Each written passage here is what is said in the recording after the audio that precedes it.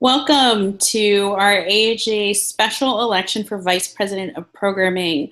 I'm Nyla Boodoo, AAJA's Vice President for Broadcast, and I have all five candidates are here with us. Well, one who's going to be hopefully joining us within just a minute.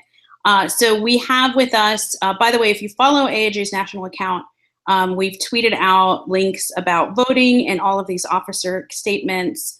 But the way the format's going to work this evening is we're going to have everybody introduce themselves. They're going to make a statement. We have a couple questions for them to answer individually. If you are joining and you want to tweet questions to us, please use the hashtag AAJ Hangout. So that's all caps AAJ Hangout, singular. So I want to welcome everybody who's here with us so far. From the candidates, let's start with Hannah Bay. We're going to go in alphabetical order. Hannah, can you introduce yourself and start with your candidate statement, please? Sure. Hi, everyone. My name is Hannah Bay, and I'm a freelance journalist based in Brooklyn, New York. I'm currently AAJA New York's vice president, and I was previously the social media chair of the chapter, and before that served as AAJA's vice president for Seoul, South Korea. And I'm really excited to be running for this position with AAJA National because I feel like mentorship and programs have been a huge part of my personal journey through AAJA. I feel like going through ELP a couple years ago was literally life-changing, and I want other people to have that same experience. And I, on an individual level, have been working to spread the word and working to get my chapter members involved in ELP and encouraging them to apply. But I would love to spread that message on a wider scale. And I've also worked with alumni of Voices and JCamp on promoting events for alumni. And I would really love to do more in terms of expanding the reach of those networks and the way that people communicate within them. And I am a digital journalist, and I'm really excited about adding my expertise to these programs and really making sure that they have a forward-looking point of view. And so I'm really, really excited about this election and this wonderful pool of candidates. And so I would love to hear questions from anyone who's out there, and I look forward to telling you more about my positions. Thanks, Hannah. So thank you. We're going in alphabetical order if you've just joined us. We're going through the five candidates for AAJ's special election for Vice President of Programming. Voting actually started today and it goes through Friday. This is a really short election, so you have a week to get to know the candidates. Let's go to candidate number 2, Frank B. Hey, Frank, can you go ahead and introduce yourself, please? Sure. Hey, thanks for having me. I'm Frank. I'm currently the New York chapter along with Hannah and a couple others that are running here. But I'm Minnesota chapter forever. I grew up in Minnesota. I went through the Minnesota chapter as a student and everything, so my heart goes there. I work at The Verge, so it's part of Vox Media. I'm the editorial engineer, which means I'm in charge of all product initiatives and how it impacts editorial. This upcoming year, Philadelphia will be my 7th straight AAJA conference, so I'm pretty excited about that. I joined AAJA as a high schooler, but it wasn't until 2011 that I joined Voices, and I went to a convention for the first time that I really got to know AAJA, and I haven't missed a convention since. So in addition to Voices, I've been a beneficiary of several other AAJA programs, including the Stanford Chen Grant, the mentorship program, and a couple other local chapter scholarships that I got through Minnesota and Washington, D.C. And for the last 3 years, I've been participating in panels. I've also served on the programming committee the last 3 years, so helping vet pitches, finding speakers. I'm running for the VP position because I want to continue my service and kind of give back more to AAJA. Before Voices, I was really just a confused computer science student writing for his college newspaper. I studied computer science because my parents wanted me to study computer science, and frankly, at the time, it was a better outlook. And I wrote articles in high school. I was part of the high school newspaper, and I still wrote when I was in college.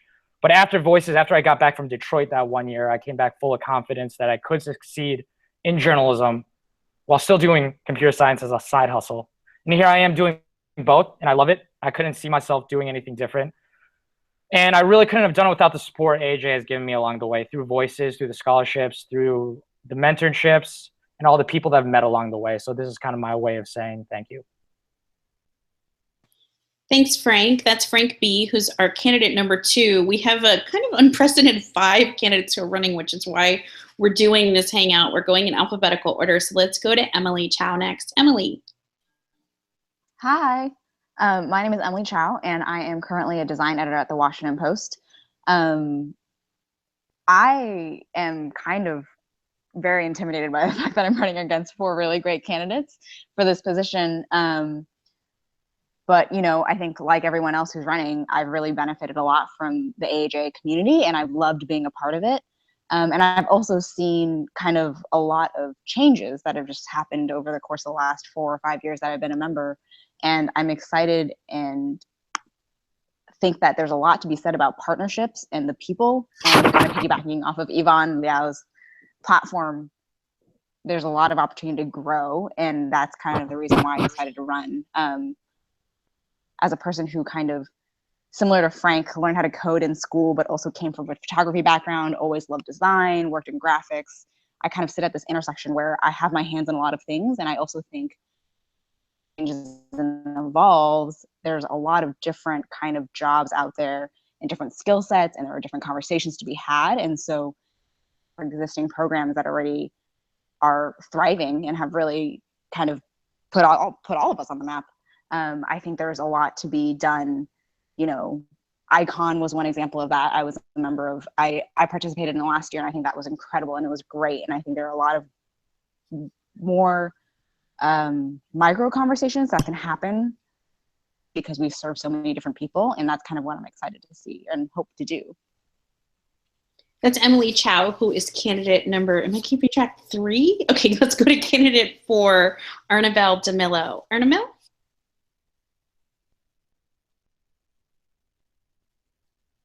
Ernabel, are you there? You're breaking up a little bit. You guys hear me? Okay. So my name is Ernabel Demillo, and I'm a veteran New York City broadcaster and also a educator. I'm a college professor. So currently I'm a tenured professor at St. Peter's University in Jersey City, actually, the New Brooklyn. And I started the journalism program there back in 2008. And I was also the advisor to the school newspaper and the their website at the time. And I'm currently now head of the, we're building a new digital media lab, and we're also eventually going to build a studio. So I'm going to be coordinating that and helping to build that. But along with that, I also am host and a producer for and reporter for a show on CUNY TV called Asian American Life. It is a magazine style show where we're focusing our lens on the Asian American and Pacific Islander community. So the one reason why I decided to join this great group of candidates, and it's really, actually, it's really heartening to see that so many people want to get involved, because I think this is so important. Right now, journalism is just in crisis. Just in New Jersey alone, 400 people got layoff notices that work for Gannett Corporation. And we're talking about a state that is eventually, by 2030, going to be majority minority, excuse me. And this is, I believe, sort of like a starting ground for some of the things that we really need to start thinking about as journalists. You know, AAJA right now, I think, has some great programs, but we need to do something even more, not just to, you know, to really sort of encourage community members to be involved and to also realize just how important this is. Because I've just, you know, traveled around the country with my college students, and I'm actually really disheartened by the lack of Asian Americans that I see working in college media. Because for me, this is where it all starts. That is ground zero. That is where they're going to network. That is where they're going to really learn their skills that are going to take them out into the real world. And I wonder, like, where are they? And I think, you know, AAJA, with the programs that we have now, I was involved in a lot of those. In fact, I have been a member on and off of with AAJA since the beginning. I was one of the first members as a student. I went to the first convention in LA back in I think it was either 86 or 87. I'm pretty old. And I was also the broadcast, I was the head of broadcast for the New York City chapter, and I led 2 of the student programs, which they now call Voices. So I know how important those programs now are. But we also, you know, we need to do something even more not just to reach out to the folks who want to be journalists, but we have to go in there and also encourage others that this is really, really important, especially with what our country is going on, with what's going on with our country now. You know, we need the AAPI voice. And I know that AAPIs around the country, just through my show, are like hungry for the stories that are coming out of our community. And I feel like, you know, this is an exciting opportunity for all of us, you know, to really sort of like branch out AAJA, part of something that I really feel like we're sort of like at the edge of this dam that's going to break and Asian Americans need to really sort of like be on top of that wave when that dam breaks, to be able to, you know, be leading media and to lead local journalism and to lead all other things, you know, dealing with journalism. That's it. Let's go to our final candidate, Ramy Inocencio. Ramy? Ramy, it looks like you're still muted. Still can't hear you, Ramy.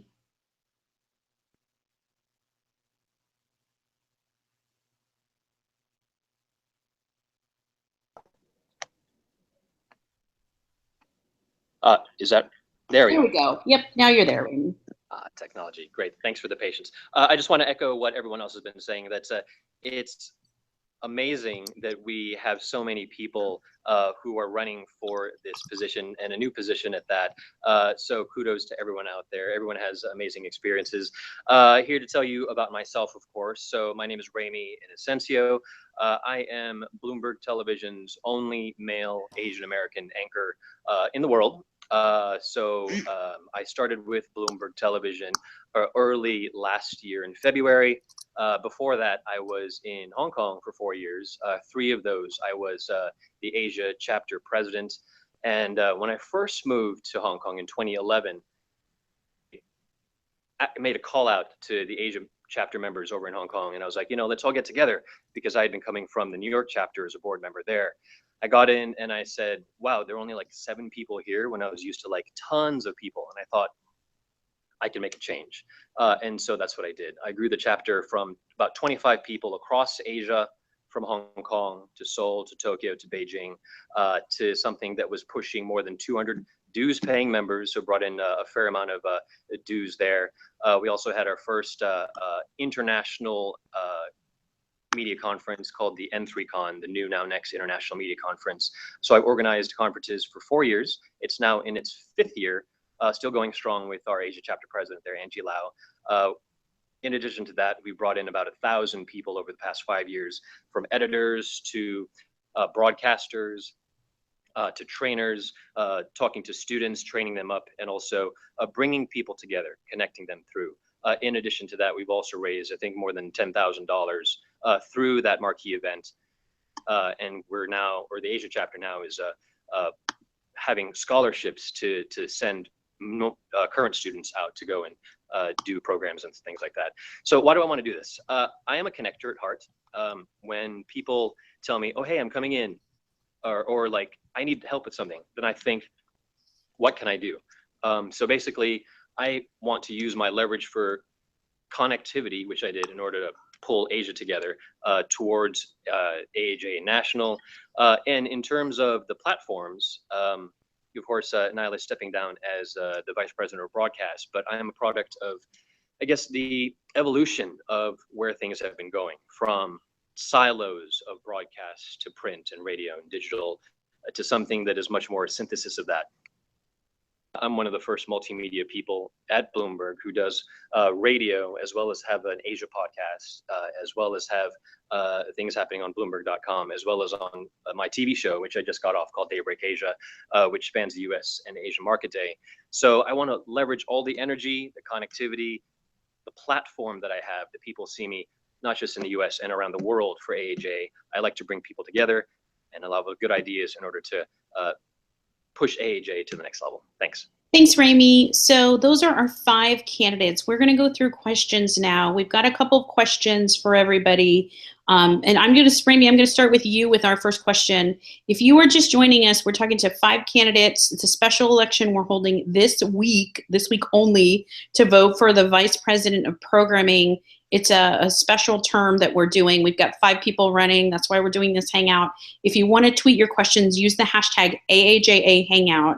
And I see some questions. We're going to get to those in a minute. Ramy, let me start with you. How will you, as Vice President of Programming, how would you support AAJ's signature programs? Sure. First off, we have to identify what our signature programs are, right? Starting from the beginning, we know that JCamp targets our high students. I actually spoke with the founder, the head of JCamp, Neil, just last night, and I asked him what he would like to do. Of course, he's stepping down, but I asked him what his thoughts are in order to push us forward. So we had a good or so last night, and he said just to make sure to have fundraising, which is all important for all of our programs, obviously, because we are a nonprofit, to continue fundraising, to continue connectivity. The Annie Casey Foundation funds a huge amount of JCamp, tens of thousands of dollars. But you know what happens if that dries up? We are serving at the pleasure, I guess, or some might say at the mercy of one main funding source. So in order to do that, we'd have to diversify our resources. What I did over at the AAJA chapter is I pulled in new funders in order to raise the coffers of AAJA. For example, we had funders coming in from like Cathay Pacific to CNN, also to Bloomberg and other various funding sources. So that's one thing that would have to do, fundraising, outreach, because I think a lot of people still don't know what exactly we do. For example, from JCamp, we have to move on to Voices, which is like the next step, right? Voices, of course, putting out the newsletter that we always enjoy over at the convention that happens every year, training up those people, making sure that people are knowledgeable, that we can actually connect with these students in order to train them and to mentor them up to the next level. So we've got JCamp, we've got Voices, and then we have the convention, I think, which is probably one of the biggest, maybe the biggest marquee event that everyone looks forward to and that can touch the masses. So in terms of that, always, one of the biggest things is programming. A lot of people, if you're like the older set like myself, I'm going into my 10th year next year, the hash of programming, you know, every single year you're like, oh, didn't we do that last year? Didn't we do that last year? So consistently trying to refresh what the programming is, and also to change and to adapt what is happening at the time. Like I think some people who I talked to with regards to this past convention, they appreciated that we talked about a little bit more about racial diversity through the lens of Black Lives Matter, right? And so we need to continue that. I mean, right now, if we had another convention, we'd probably want to do something along the lines of racial diversity as well, with regards to what Donald Trump as well as Hillary Clinton are saying, and in terms of their outreach towards the Latino and the Black, and to a smaller degree, unfortunately, but because of our population size, the Asian American community. So fundraising, mentorship, and reaching out and increasing programming for all of these. For that, Ramy, and I forgot to add, and Ramy did, I'd like everyone to keep their answers if they could to no more than, we're trying to keep every answer within the 3 to 5 minute ratio, which you did. But I just want to mention that to everybody else as well. Ernabel, how about you? How would you support AAJ's signature program?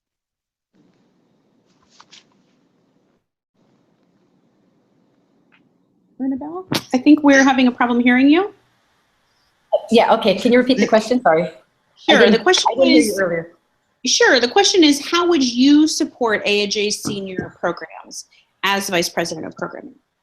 Well, I think, for me, the signature programs obviously are the student programs. I really think it really just sort of like starts with the students and the mentoring programs, because it is those students that we mentor who come back to join AAJA and also to volunteer and to be a part of those programs, whether they're running them or also helping out volunteering.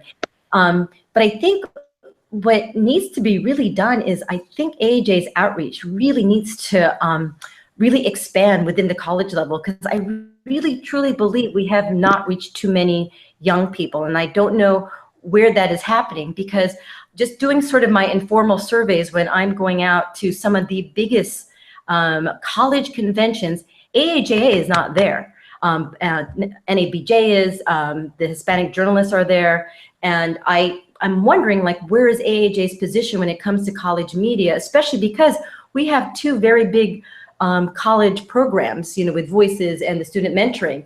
And so this outreach, I think, is really, really very important. And as far as fundraising, what Ramy actually brought up, I think is also really important, because I sat on a couple of boards that have been relying on grants that just ran out. And what happens in that case, it really could put AAJ in crisis and those programs in crisis. And it's really time to thinking about actually finding a freelance grant writer to start going out looking for these new grants that are out there, looking at private companies too that are willing to invest in these types of programs through their sort of like their private investing, their private, almost like Microsoft with their education. But I think that's really important before it's too late, because I know one organization that I'm involved with now, that Annie C. Casey funding actually just ran out, and that entire program actually is now being dismantled. So we don't want that to happen.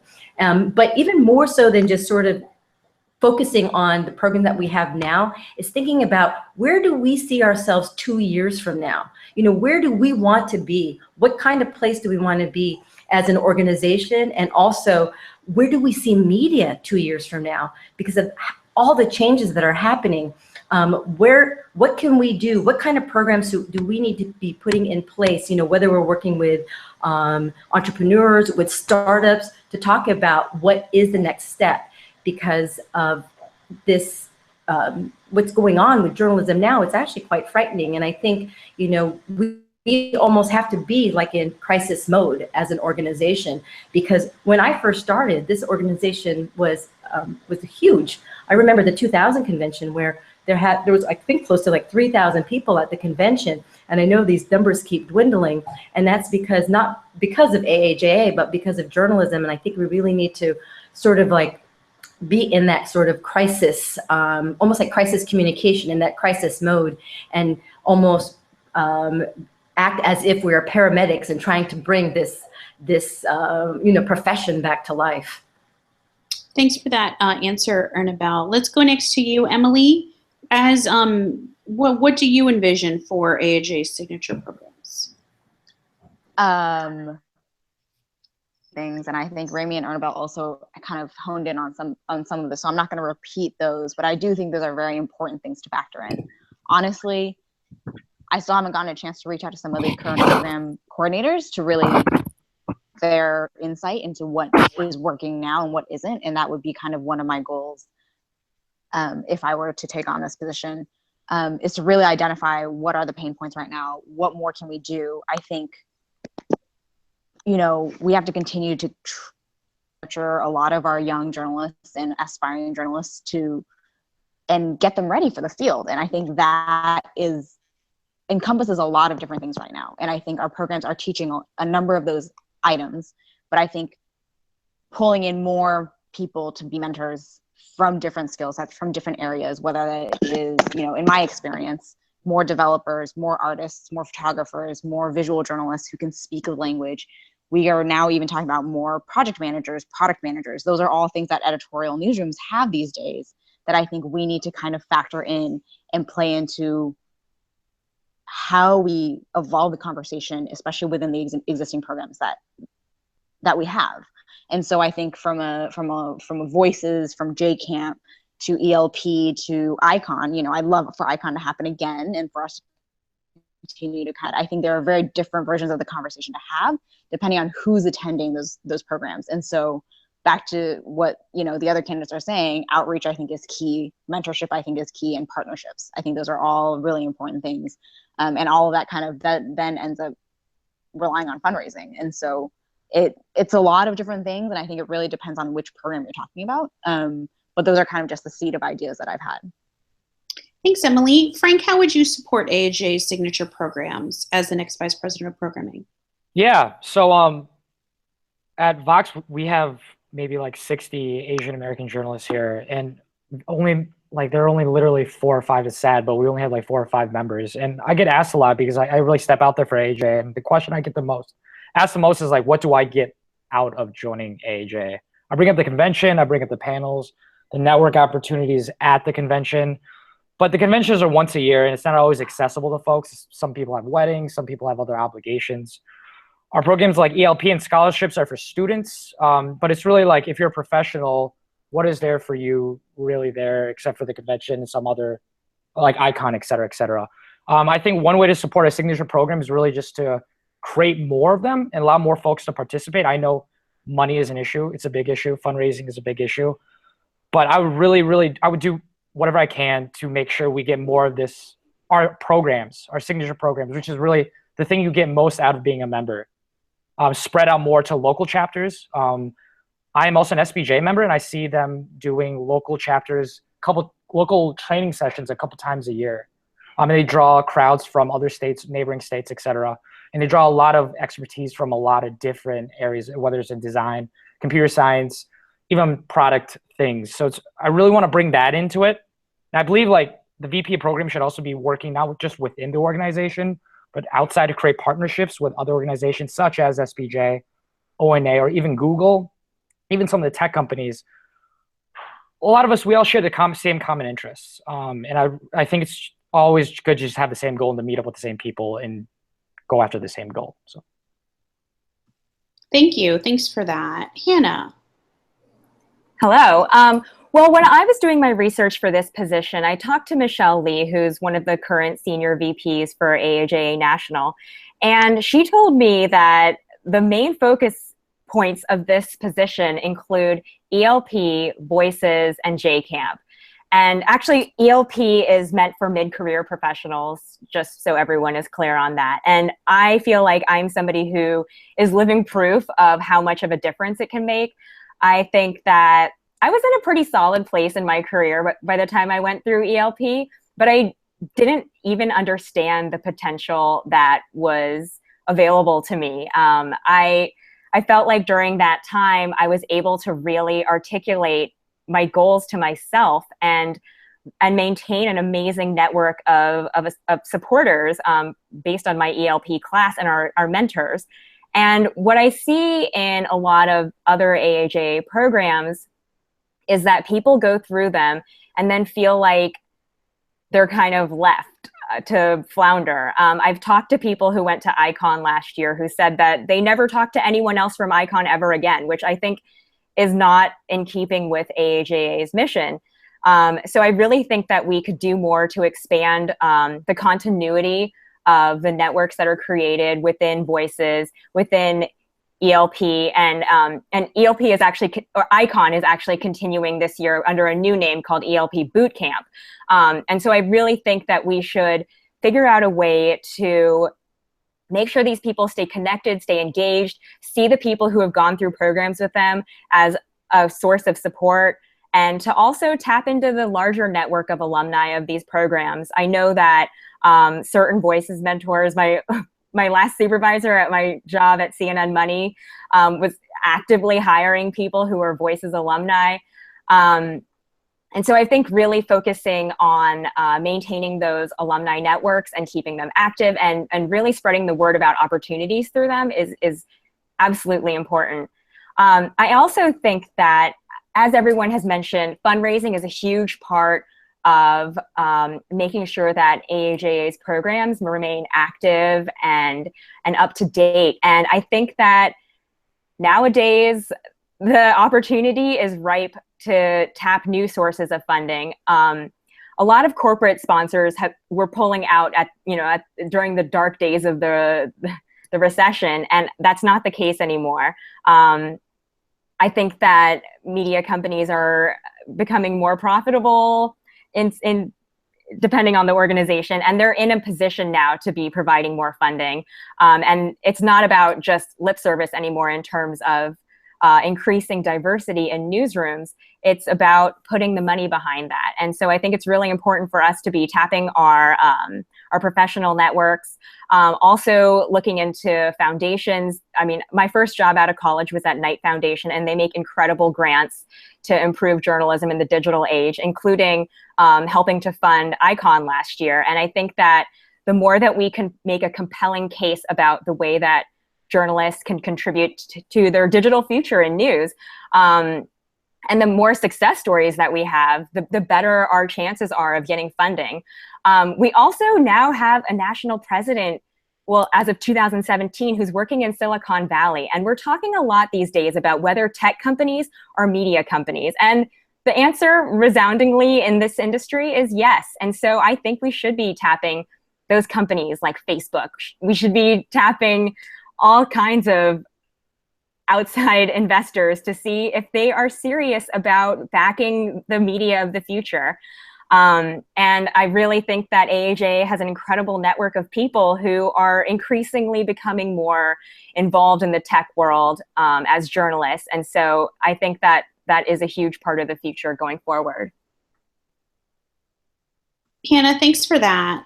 We're going to move now to questions from our audience, and I'm going to ask that everybody limit your answer to no more than 90 seconds. So if you see me like waving my phone, that means time, okay? So we can go through them.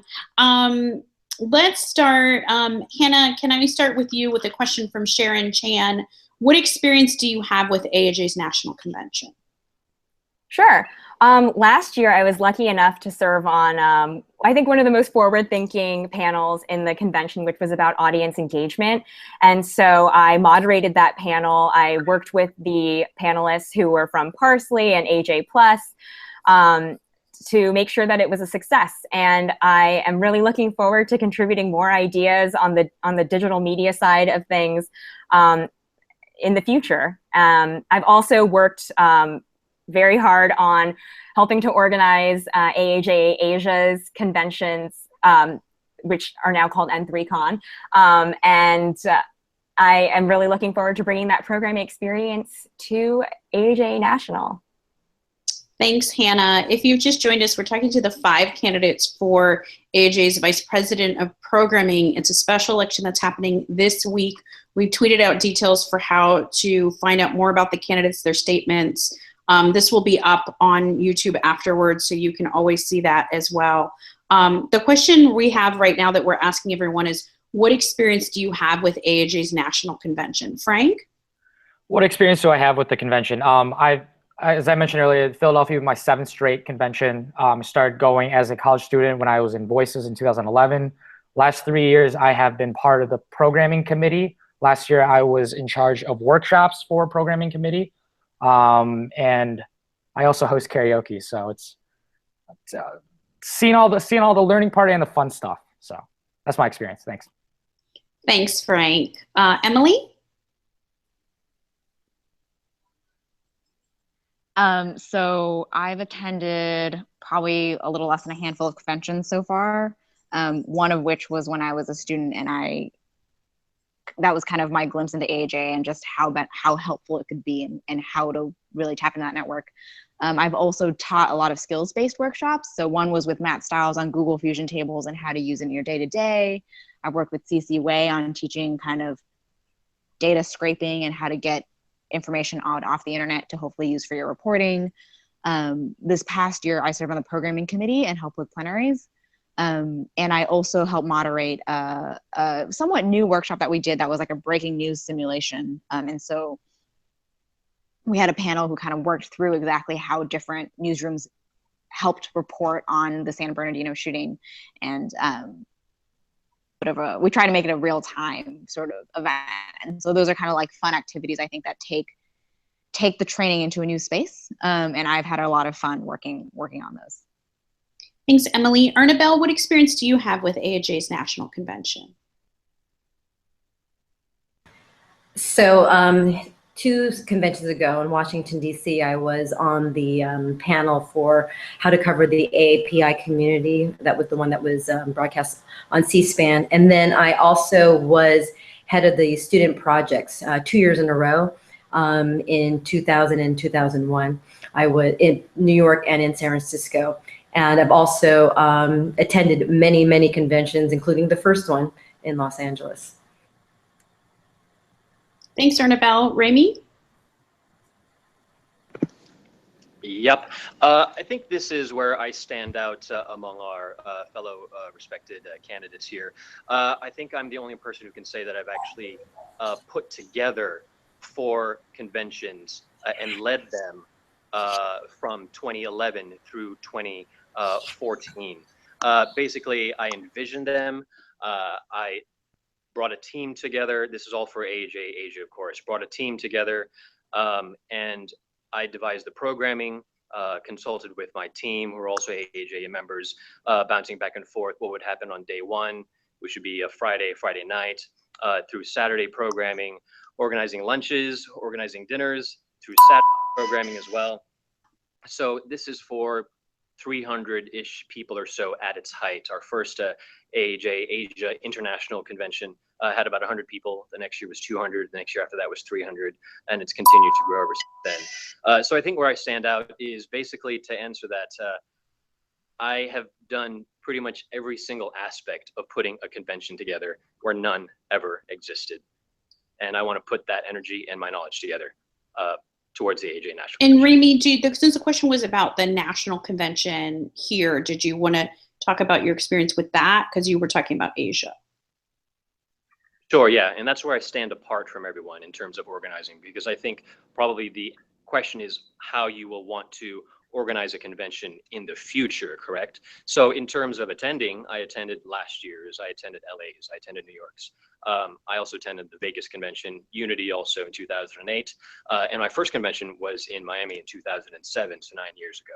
So in terms of attending, track record for the past 10 years, and I want to put it together for, hopefully, when people vote, for put all the energy and the dedication and the experience that I have that sets me apart from everyone else towards next year's convention. Thanks. Okay, thanks. Emily, this is a question from Paul Chung. AAJA membership is a mix of skills and programming. As the Vice President of Programming, how do you balance a program that serves our entire membership and not just a part of our membership? Sure. I mean, I think I have a lot to learn, and I think a lot of it has to do really with listening and having conversations with a wide breadth of people who are members. As anyone who's serving here, we only bring as much as we know to the table, and I think the more conversations we can have across the board with our long-standing members, with our newest members, with aspiring members, and understanding the industry looks like to them, what they are hoping to learn, how I will at least inform whatever my approach is. I think my experience and knowledge certainly only covers a certain subset of this entire community, but I've also spoken a lot with a lot of different folks who have walked totally different paths and careers. Community. I think there's a lot to learn from everyone. And I think also there's a lot of opportunity here for skill sharing and bridging, no matter what we are doing on a day-to-day basis. I think there's a lot that we share in common. And so as much as there are differences, there are also similarities. And I think there are opportunities there. Just better conversations. And through that, I think a lot of our programming that we have now or that we can build off of can stem from that. And so, you know, I know that I only know so much. So we'll see. Thanks, Emily. Ernabel, as Vice President of Programming, how would you balance a program that serves our entire membership and not just one part of our membership?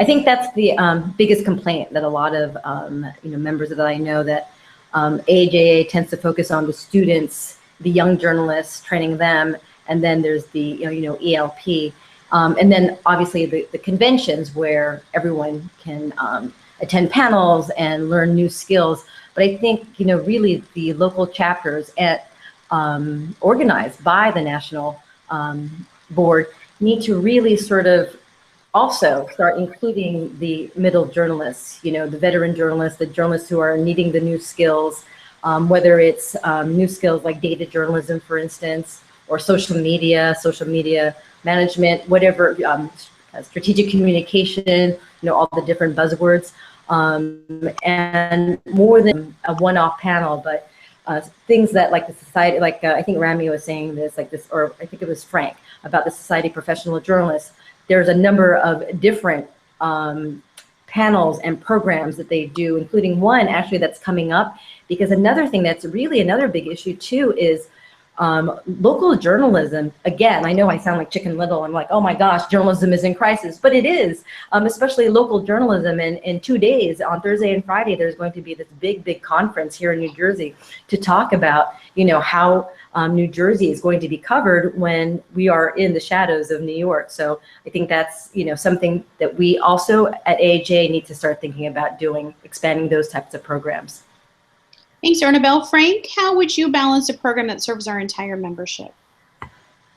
Okay, so how would I balance it? When as serving programming committee, a couple times where it's like, should we do a workshop on like doing web scraping or doing something more like technical? And we always have to think about that when we get a pitch like that. We're not NICAR, or we're not IRE, we're not a very like in the weeds program like that. We have to be able to create these workshops that anyone from a broadcaster to a radio host to someone working on a podcast or like a local paper can come and sit in for that. So it's really need to be more general. And I think we need to prominently get a good divide on programs like one panel that comes to mind at this year's convention was like a food and culture panel. Something like that would be different from something than like how to learn how to do data journalism or how to do spreadsheets, or doing something more like lightning talks. I'd love to feature that more prominently, create a bigger block and allow more people to go to it and to know that it's happening. Things like that. That's what I'd like to do. Thanks, Frank. Hannah? Sure.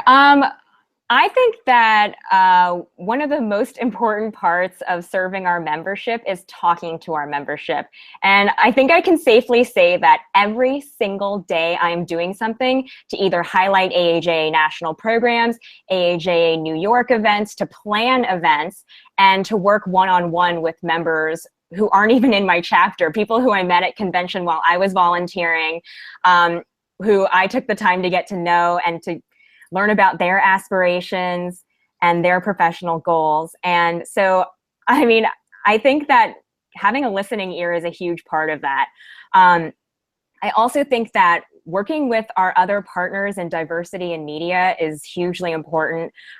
Here in New York right now, we're working on planning a panel discussion that's going to be highlighting political reporting in this election cycle, working with AAJA and working with Time Inc. So I think that's a really wonderful example of the way that we can work with our partners and to create a richer program that will benefit more members.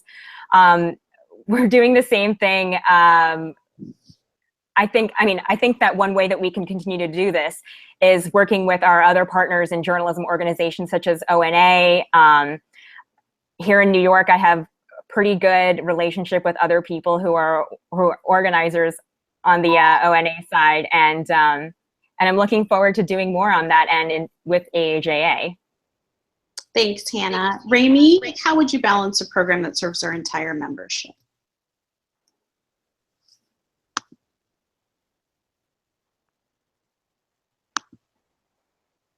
Ramy, I think you're muted still. There we go. Sorry. I usually have someone turn me on and off. So this is a perpetual dilemma that we always have every year when we talk about conventions and programming, right? We have the high schoolers, we have this college students, we have the mid-career and the late career professionals. I think it has to boil down to those experience levels. I think when we talk about AAJA, we all know that AAJA caters to members like this, right? When we're young, we're at the bottom of the pyramid, and there are a lot of us. The higher we go up, the fewer there are of us. But the fewer there are of us, in effect, there's less support because most of the programmings are headed towards the younger folks, as it should be, as they need it. But for example, at the mid-career level, I think that's where probably this question is actually headed, where people want to get more skills and more training. Like for example, when I was at the Wall Street Journal, I was basically training up all the print journalists to talk online to be digital journalists as well.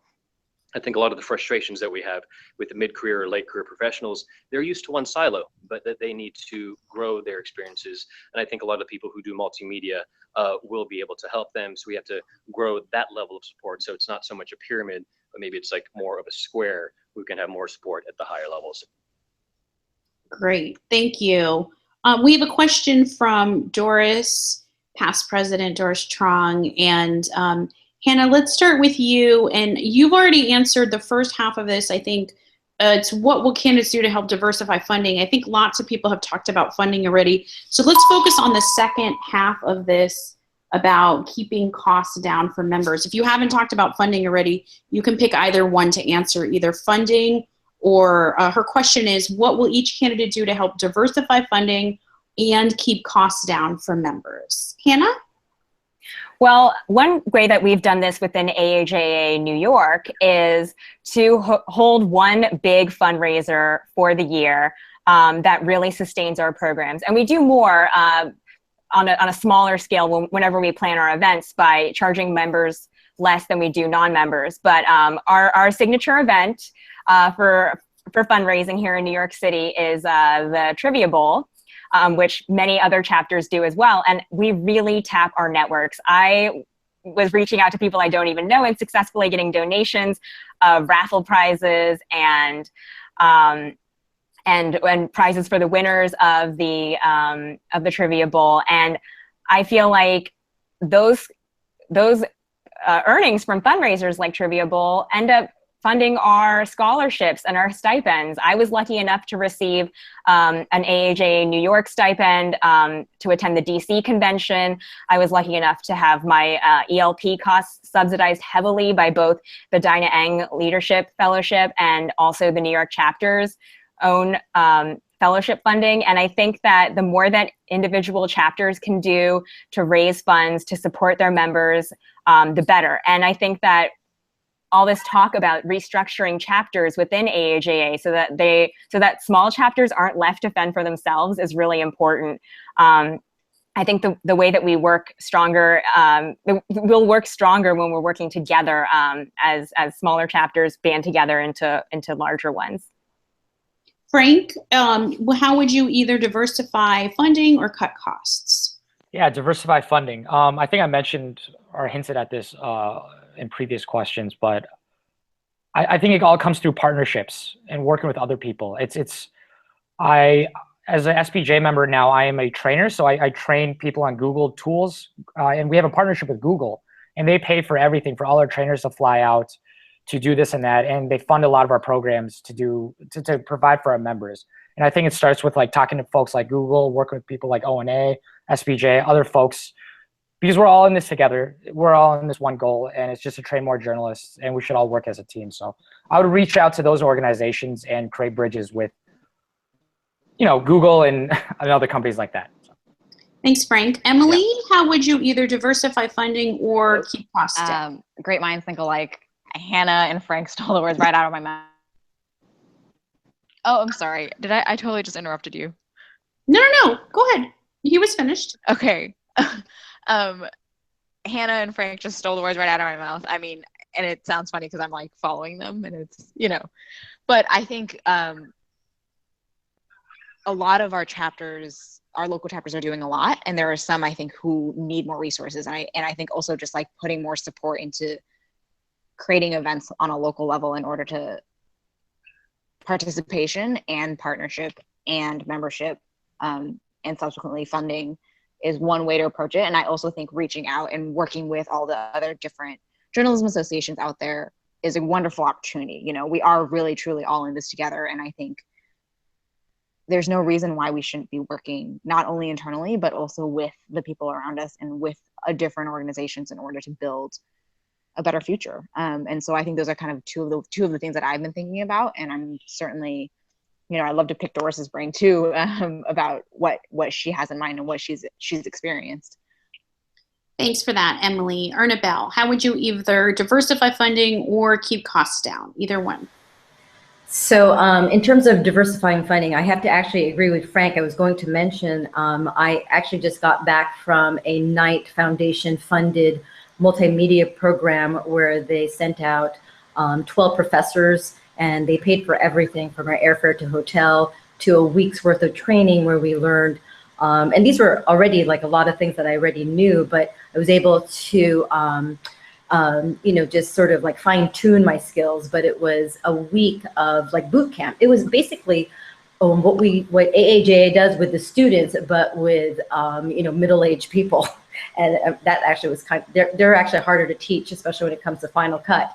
But it was a week of that, and where we produced something just like the AAJA program. But this was funded by the Knight Foundation, and it was targeting schools that were serving mostly Hispanic students. So I think, AAJA definitely could start not just with Knight Foundation, but with some of the other, like Google that Frank mentioned too, like that one-day workshop that they held during the convention in New York a couple of years ago, and Facebook, etc., Twitter. I know Tumblr. I know also some of the other big media companies here like Vox, and there was one more, and Twitter, are all holding these kind of things for different organizations. And I think it's time that we start really talk about collaborating. Okay, I'm done. Thanks, Ernabel. Ramy, how would you either diversify funding or cut costs? Sure. I believe that it all boils down to allegiances and alliances and partnerships. We've talked about, I think, Frank, you talked about partnering with Google. Similar on my side as well.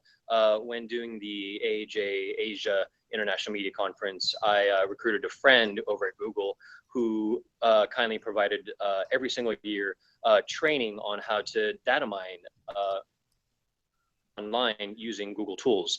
She did that free of charge, and it attracted so many people. It was one of the biggest things, but it was free. People didn't have to pay for that. In addition, alliances here with corporate sponsors, for example. I mean, we do that already at AAJ, like with GM and all that. But for example, I'm talking right now with Yelp, because Yelp has a budget in order to host events. And I met them randomly at a mixer, and I said, oh yeah, I'm with AAJA. You guys want to do something? People would love to learn more about Yelp. And they're like, oh yeah, actually we have a budget. We can have, beer and have you all over, and we can all network, and you can learn more about Yelp, and you can invite a bunch of other people over. So it's these alliances and networks that we definitely want to continue on, not just the public side, the company side, but also the think tank side. I'm also an alum of the East-West Center from 2009, and I was able to get us discounts at the AAJA convention so that people could attend the International Media Conference there in various cities, from Myanmar to Seoul and then to Delhi, which I just came back from. Thanks. Thanks, Ramy. Okay, so we've got one last question that we're going to go to, and I'm going to ask if everyone can limit their answer to a minute. And Ramy, let's start with you since you're already up. This is from Ted Kim, who says, thanks, friends, for running, and wants to know, what is the biggest challenge facing AAJA moving forward? Ramy. Yeah, so the answer to this, I believe, is morale and revitalization. I think for a lot of us, especially the older folks, there is, I guess, a tendency to be a little bit lackadaisical. After year after year after convention, a lot of people say, oh, I never go to the convention anymore, to the programs. I go maybe one or two, but it's really to see people. So I think it's to try to revitalize the morale that's here. In addition, it's also to support the members who need it most. For example, speaking at it from a broadcast point of view, that might be the small broadcast journalists who are spread across like Market 150 or Market 180 around the world, who are by themselves, and I think they need some of the biggest help because they don't have a lot of money, far away. So revitalization, morale, and the AAJA members and friends who are farthest away from us. Ramy, Inocencio, thank you. Hannah Bay, what is the biggest challenge facing AAJA moving forward? I think the biggest challenge facing AAJA moving forward is member engagement. I think it's hugely important that members know that AAJA is here to listen to them, to serve their needs, and to shape programs moving forward based on those needs. I'm working on that actively on a day-to-day basis. And I feel like I spend a lot of my time highlighting the work of other members, making sure that they know about the opportunities available to them. I'm like that person who's always emailing the AAJA New York listserv.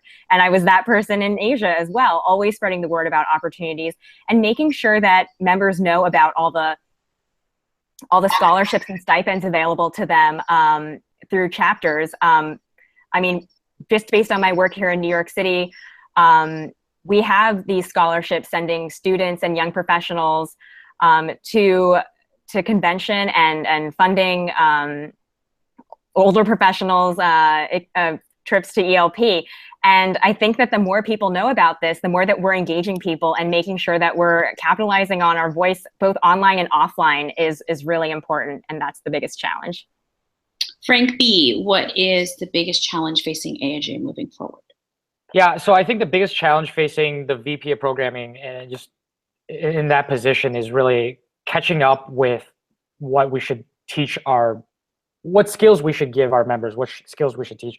Because literally these days are crazy with the online world. I mean, my website I work with is online only. We face all these obstacles. One day, Google changes an algorithm and everything is different. All our website, all our articles are not showing up, or it's AMP, or it's Facebook Live, or it's all live.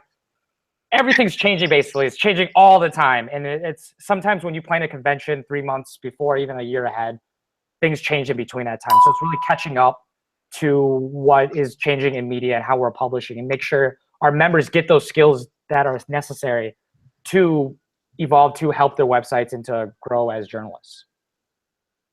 Ernabel? Ernabel, I think you're muted. Now I'm here. So I think the biggest challenge facing AAJA, challenge that's facing journalism,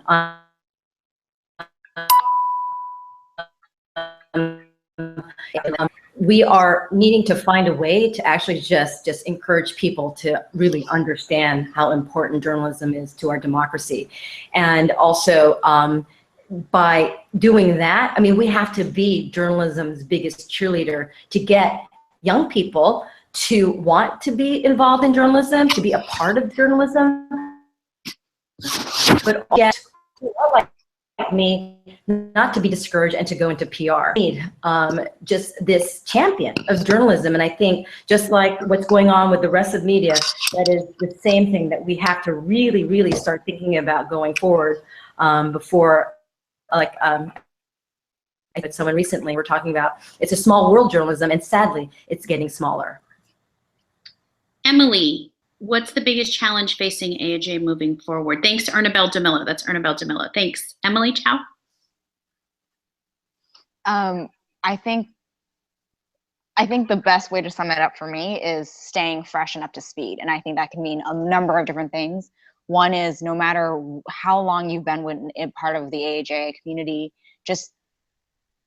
I think it'll be a challenge moving forward for AAJA to stay up to speed, to really make sure that we know how to members and provide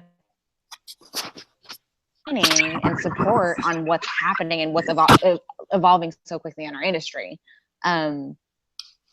I think it's a challenge, and I think, that could affect community morale, that could affect a lot of the questions, that could affect reasons, like questions about why people should be coming to the national convention or just tapping into local events. To me, that's kind of the just like staying up to speed. Thanks for that. Those are your 5 candidates for AAJA's special election for Vice President of Programming. That's Emily Chow, Ernabel Demillo, Frank B., Hannah Bay, and Ramy Inocencio. And you have until Friday to vote. Candidates, I would encourage you to see if there are any other questions that we didn't get to on Twitter. Look at the hashtag AAJ Hangout. Feel free to reach out to people individually. We've tweeted all of your handles, so everyone can also contact you directly. Thank you, all of you, for this unprecedented level of interest in the Vice President of Programming. And as everybody knows, you have one vote. You have until Friday to do that. Thank you so much, guys. Thank you. Thanks, everyone. Have a good night, everyone.